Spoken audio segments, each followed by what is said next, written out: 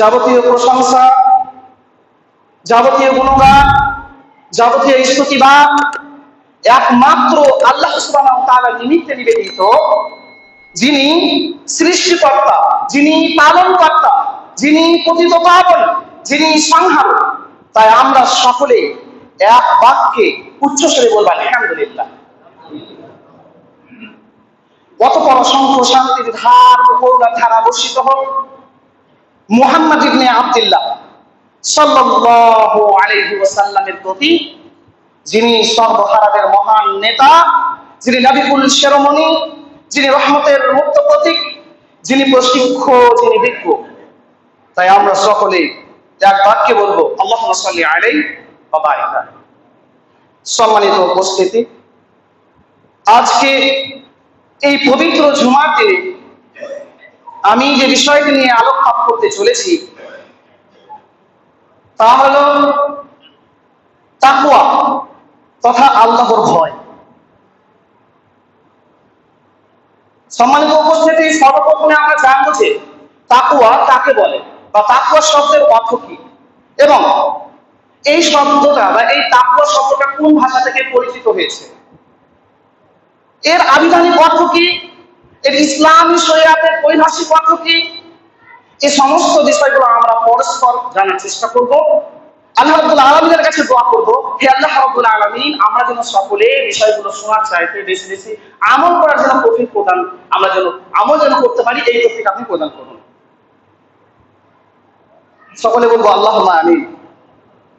সম্মানিত উপস্থিতি, প্রথমত আমরা জেনে নেব যে তাকওয়া শব্দটি আরবি শব্দ।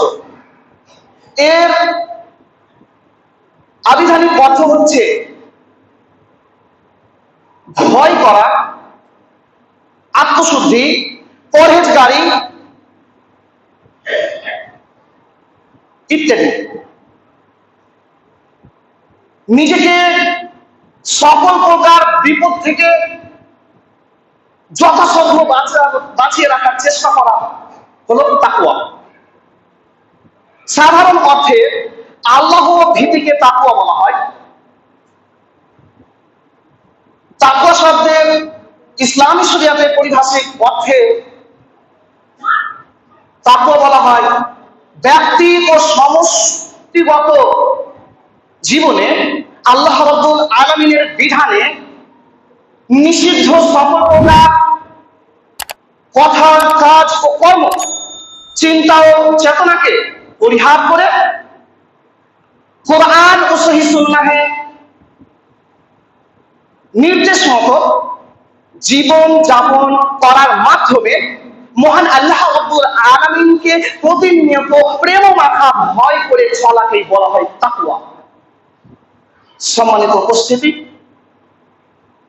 যে তাকওয়ার গুণে গুণান্বিত তাকে বলা হয় মুত্তাকি, আর এর বহু বচন হলো মুত্তাকিন। সুতরাং চারটি বিষয় মূলত এমন রয়েছে যেগুলো একজন মুমিনকে তার উচ্চ মর্যাদার দরজায় পৌঁছে দেয়। তার মধ্যে এক নম্বর হচ্ছে ঈমান থেকে মুমিন, ইসলাম থেকে মুসলিম। এক নম্বর ঈমান থেকে মুমিন, দুই নম্বর ইসলাম থেকে মুসলিম, তিন নম্বর তাকওয়া থেকে মুত্তাকি, আর চার নম্বর হচ্ছে ইহসান থেকে মুহসিন। সম্মানিত উপস্থিতি, এই চারটি বিষয় একজন মুমিনকে তার উচ্চ মর্যাদার দরজায় পৌঁছে দেয়। কিন্তু আপনাদের কাছে আমার প্রশ্ন এই যে প্রথমে বলা হয়েছে ঈমান থেকে মুমিন, তো ঈমান অর্থাৎ আল্লাহর প্রতি বিশ্বাস স্থাপন। তো আল্লাহর প্রতি আমাদের এতটা বিশ্বাস এখন দুর্বল হয়ে গেছে যে আমাদের ঈমান এত কমজোর হয়ে গেছে যে আমরা মনে করছি যে আমরা গুনাহের উপরে গুনাহ করতে থাকবো আর আমরা জান্নাতে পৌঁছে যাব। হ্যাঁ, এমনটা আমরা মনে করছি। কিন্তু যেই ঈমান, প্রশ্ন আমাদের কাছে, যেই ঈমান আপনাকে মসজিদমুখী করাতে পারলো না, যে ঈমান আপনাকে মসজিদের দিকে অগ্রসর করতে পারলো না, যে ঈমান আপনাকে নামাজের দিকে নিয়ে আসতে পারলো না, সেই ঈমান কি আপনাকে জান্নাতে নিয়ে যেতে পারবে? এই প্রশ্ন আপনাদের কাছে। এই প্রশ্নের অ্যান্সার আপনাকে দুনিয়ার ভিতরে খুঁজে নিতে হবে। আর যদি এটা না হয় তাহলে আপনাকে কি করতে হবে এর জন্য? এর জন্য কি করতে হবে? আপনাকে তাকওয়া অর্জন করতে হবে, অর্থাৎ আল্লাহর ভয় আপনার অন্তরে হতে হবে। আল্লাহর ভয় যদি আপনার অন্তরে থাকে তাহলে আপনার দ্বারা কোনো গুনাহ করা অসম্ভব, সম্ভবই নয়। অতএব আপনি যদি মুমিন হন, আপনি যদি মুসলিম হন, আপনি যদি মুহসিন হন, তারপরও আপনাকে তাকওয়া অর্জন করতে হবে। সম্মানিত উপস্থিতি, এবার আমরা জানবো যে তাকওয়াবান কারা। তো তাকওয়ার বলে গুণান্বিত তারাই মুত্তাকি, আর তারাই হচ্ছে তাকওয়াবান। যেমন এটা পারে মহান আল্লাহ রাব্বুল আলামিন তিনি তার পবিত্র কালামে সূরা বাকারা আয়াত নম্বর 2 থেকে 4 এর মধ্যে স্পষ্ট ভাষায় বলছেন, কি বলছেন? যালিকাল কিতাবু লা রাইবা ফীহি হুদাল লিল মুত্তাকিন الذين يؤمنون بالغيب ويقيمون الصلاة ومما رزقناهم ينفقون والذين يؤمنون بما أنزل إليك وما أنزل من قبلك وبالآخرة هم يوقنون। আমার কথাগুলো একটু মনোযোগ সহকারে শোনার চেষ্টা করবেন। মহান আল্লাহ রাব্বুল আলামিন তিনি তার পবিত্র কালামে সূরা বাকারা সূরা নম্বর 2 আয়াত নম্বর 2 থেকে 4 এর মধ্যে স্পষ্ট ভাষায় বলছেন, কি বলছেন? যালিকাল কিতাব, এটাই হচ্ছে সেই পবিত্র কোরআন, লা রাইবা ফীহি, যাতে কোনো সন্দেহের কোনো অবকাশ নেই। অন্য বইকে আপনি সংগ্রহ করতে পারেন, কিন্তু এই কোরআন আল্লাহর বাণী, ডাইরেক্ট আল্লাহ তাআলা এখানে কথা বলছেন, এতে কোনো সন্দেহের কোনো অবকাশ নেই। অতএব আল্লাহ তাআলা কি বলছেন? হুদাল লিল মুত্তাকিন, এই পবিত্র কোরআন কাদের জন্য হেদায়েত জানেন? যারা মুত্তাকি, যারা পরহেজগারী, যারা আল্লাহ ভীরুতা, যারা আল্লাহ ভীরু অন্তর, যারা আল্লাহর দিকে, আল্লাহকে ভয় করে, হ্যাঁ, তাদের জন্য এই কোরআন কি সুপথ নিদর্শন। এই কোরআন আপনাকে পথ দেখাবে, তাকে যে আল্লাহকে ভয় করে, যে তাকওয়া অবলম্বন করে চলে, তাকে এই কোরআন পথ দেখাবে। এবার তাকওয়াবান কারা, তাদের গুণাবলী কি হবে? নাম্বার 1, আল্লাযীনা ইউমিনুনা বিল গায়ব, যারা আল্লাহকে অদৃশ্য বিশ্বাস করে। হ্যাঁ, যারা আল্লাহকে অদৃশ্য বিশ্বাস, আল্লাহকে দেখে না তারপরেও বিশ্বাস, জান্নাত জাহান্নাম দেখে নাই তারপরেও বিশ্বাস, এই যে না দেখে অদৃশ্য বিশ্বাস তারা করে, তাদের তাকওয়াকারী বা মুত্তাকির 1 নম্বর গুণাবলী হলো তারা অদৃশ্য বিশ্বাস করবে। এবার আপনার অন্তরে আপনি হাত রাখুন আর দেখুন যে আপনার সঙ্গে এইগুলো মিলছে কিনা। হ্যাঁ, মিল করে নিন। 1 নম্বর আল্লাহকে অদৃশ্য বিশ্বাস, হ্যাঁ, জান্নাত জাহান্নাম দেখেনি তারপর অদৃশ্য বিশ্বাস, এই সমস্ত কিছুকে তারা অদৃশ্য বিশ্বাস করবে। 2 নম্বর ওয়াল্লাযীনা ইউমিনুনা বিল গায়বি ওয়ায়ুকিমুনাস সালাতা, 2 নম্বর ইকিমুনাস সালাত, তারা 5 ওয়াক্তের সালাত জামাত সহিত আদা করবে। এখানে 8 এর নামাজ আর খাটের নামাজ আর 360 এর নামাজের কথা বলছেন না। এখানে আপনি ভাবছেন সপ্তাহে 8 দিন 1 দিন জুম্মা হয়, জুম্মা পরে ঘুমা খেয়ে বাড়ি চলে যাব, না, এই কথা এখানে বলছেন না। তারপরে বলছে না যে আপনি খাটের নামাজ শুধু মাত্র করতে যান, জানাজার নামাজ শুধু করতে গেলাম, বাস কাজ হয়ে গেল, শেষ।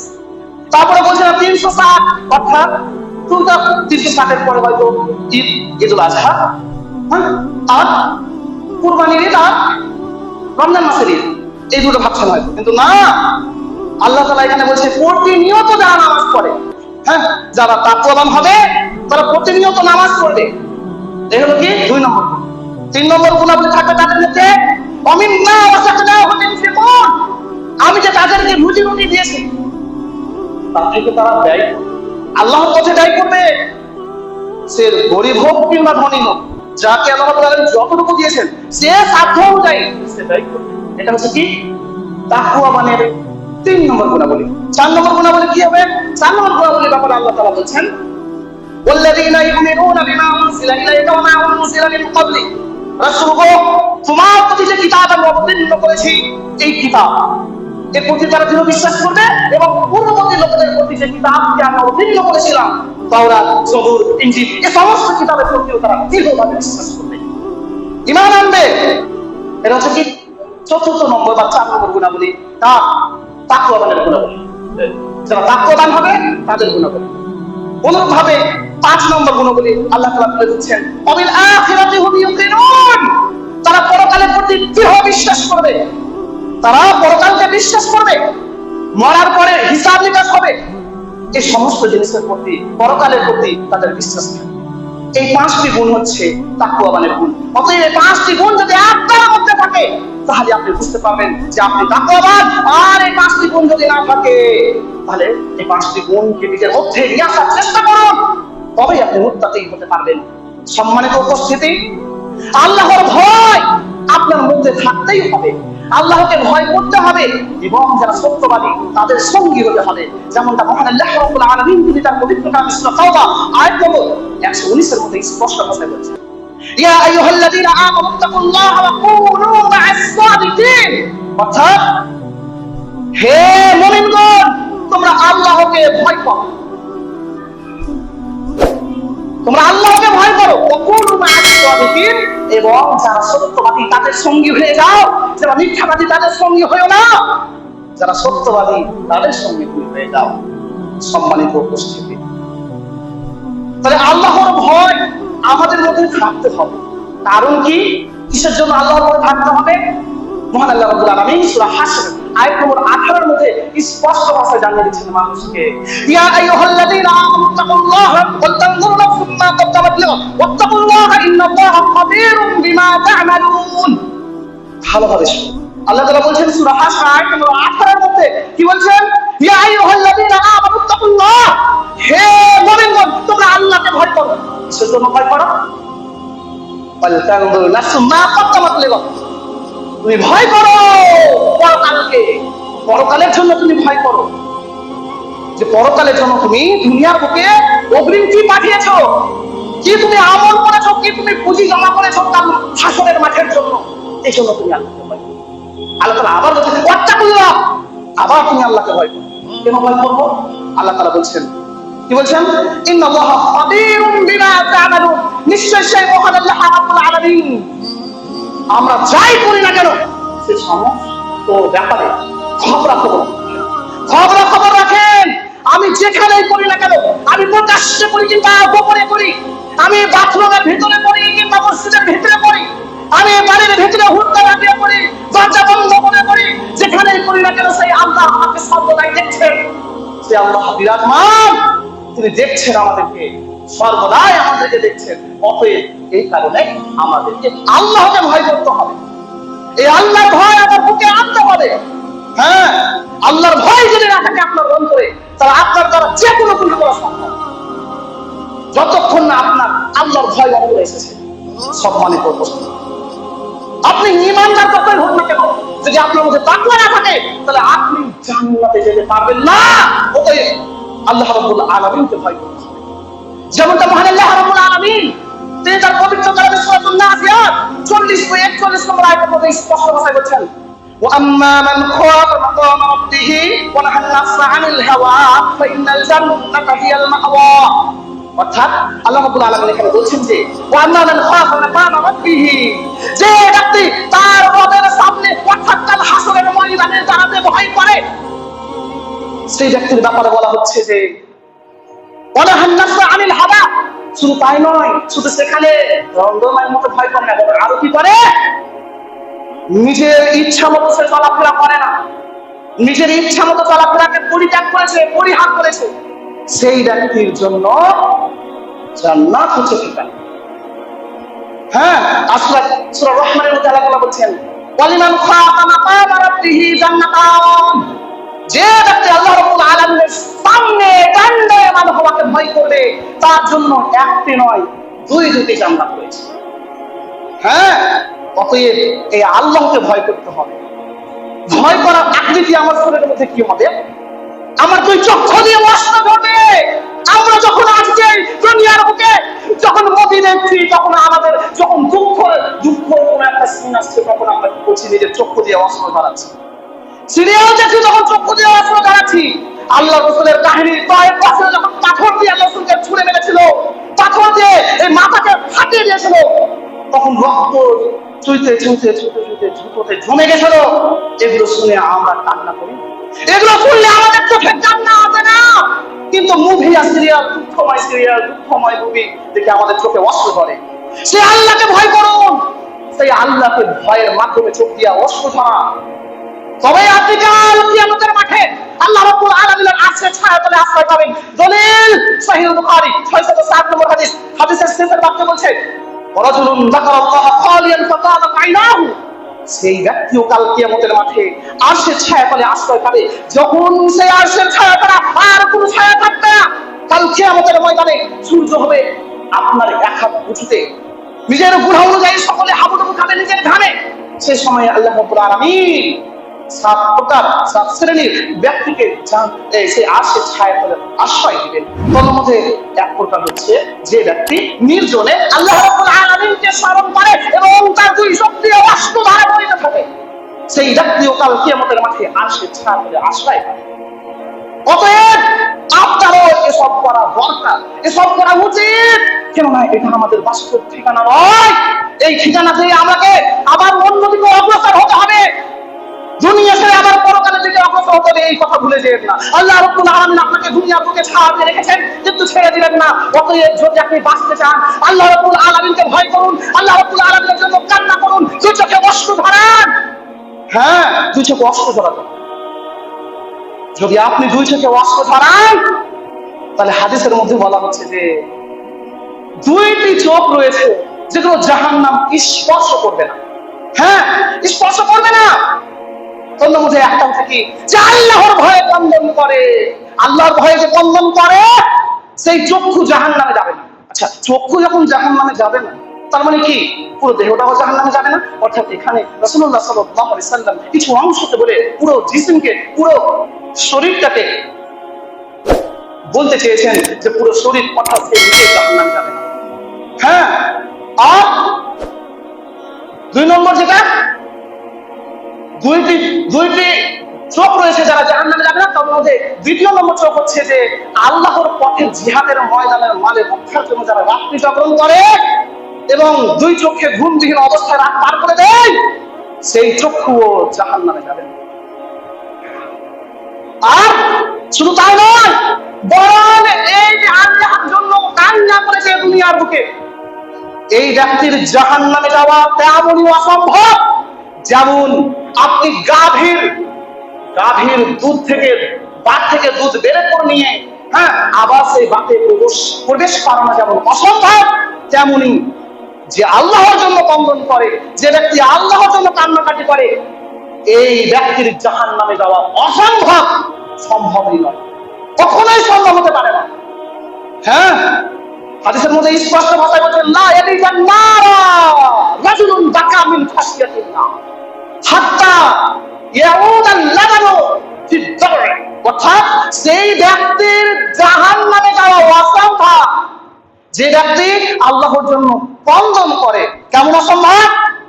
যেমন গাভীর দুধের বাত থেকে দুধ বের করে নিয়ে আবার সেখানে প্রবেশ করা যেমন অসম্ভব, তেমন সেই ব্যক্তির জাহান্নামে যাওয়া অসম্ভব। অতএব আপনি নির্জনে রাত্রে উঠে উজু করুন আর আল্লাহকে স্মরণ করুন, আল্লাহর কাছে কন্দন করুন, যদি আপনিও চান এই জাহান্নাম থেকে মুক্তি। জাহান্নাম থেকে মুক্তি হতে নিতে গেলে, জাহান্নাম থেকে মুক্তি পেতে হলে আপনাকে আল্লাহকে ভয় করতে হবে এবং এই ভয় আপনার চোখ দ্বারা প্রকাশ করাতে হবে যে আপনি কন্দন করছেন। আপনাকে কন্দন করতেই হবে। যদি আপনি দুনিয়ার বুকে কন্দন না করে, তাহলে কাল কিয়ামতের মাঠে যখন শাস্তি দেওয়া হবে তখন আপনি কান্না করার চেষ্টা করবেন, কিন্তু আপনার চোখ দিয়ে অশ্রুর বিনিময়ে, অশ্রুর বদলে কি ঝরবে জানেন? রক্ত ঝরবে। কত কষ্ট হবে তখন।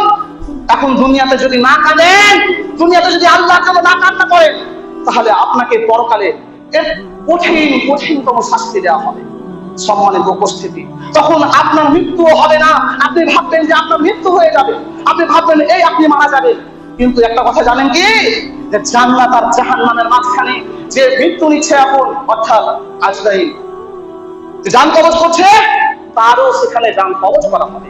এবার জান্নাতবাসীদের জন্য ডবল খুশি, যার কোনোদিন মরতে হবে না, আর জাহান্নামবাসীদের জন্য ডবল আযাব, যে এত শাস্তি দেওয়া হবে তারপরেও সে মরবে না, এত শাস্তি দেওয়া হবে তারপরেও সে মরবে না।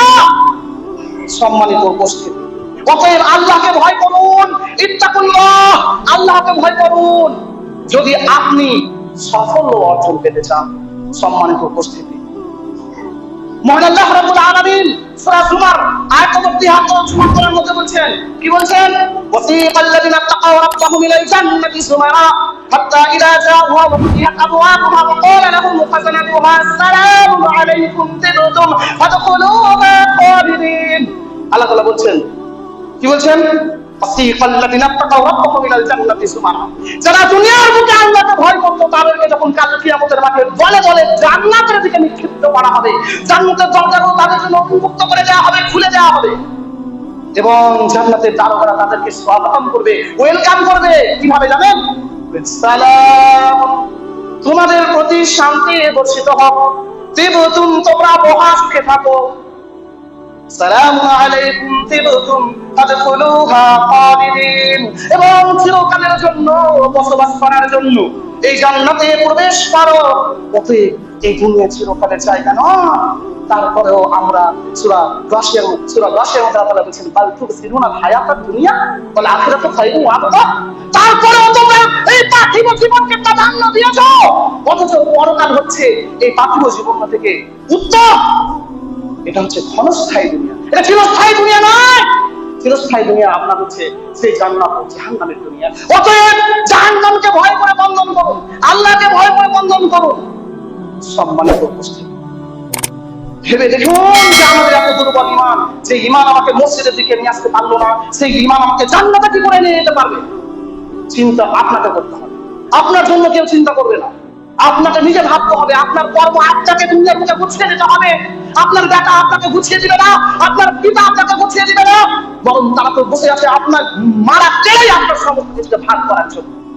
বুঝতে পারছেন না দুনিয়া কি? আপনি দেখতে পাচ্ছেন না দুনিয়াটা কি? আর কিভাবে বুঝাবো আপনাদেরকে? আর কিভাবে আমি বলবো আপনাদেরকে? আমি আর কিচ্ছু ভাবে কোনোভাবে আমি আপনাদেরকে বুঝতে পারছি না। আপনি নিজে বুঝুন, নিজে বুঝুন, আপনার ছেলেদেরকে বুঝান। হ্যাঁ, নিজে জাহান্নামের আগুন থেকে বাঁচুন, আপনার অর্থাৎ পরিজনকে বাঁচান। সম্মানিত উপস্থিতি, সর্বশেষে আমরা আল্লাহর কাছে দোয়া করব, আল্লাহ রাব্বুল আলামিন যেন আমাদের সকলের অন্তরে হেদায়েত দান করেন এবং তার ভয় যেন আমাদের অন্তরে আসে। এই তৌফিক আল্লাহ আপনি প্রদান করুন। ওয়া আখিরু দাওয়ানা আলহামদুলিল্লাহি রাব্বিল আলামিন। إن الله وملائكته يصلون على النبي يا أيها الذين آمنوا صلوا عليه وسلموا تسليما اللهم انصر من نصر دين محمد صلى الله عليه وسلم واجعلنا منهم واخذل من خذل دين محمد صلى الله عليه وسلم ولا تجعلنا منهم آمين. سبحان ربك رب العزة عما يصفون وسلام على المرسلين والحمد لله رب العالمين والسلام عليكم ورحمة الله وبركاته.